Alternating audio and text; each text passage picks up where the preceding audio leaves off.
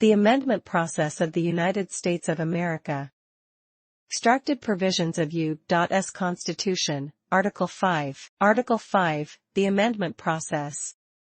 The Congress, whenever 2/3 of both houses shall deem it necessary, shall propose amendments to this Constitution, or, on the application of the legislatures of 2/3 of the several states, shall call a convention for proposing amendments, which, in either case, shall be valid to all intents and purposes, as part of this Constitution, when ratified by the legislatures of 3/4 of the several states, or by conventions in 3/4 thereof, as the one or the other mode of ratification may be proposed by the Congress.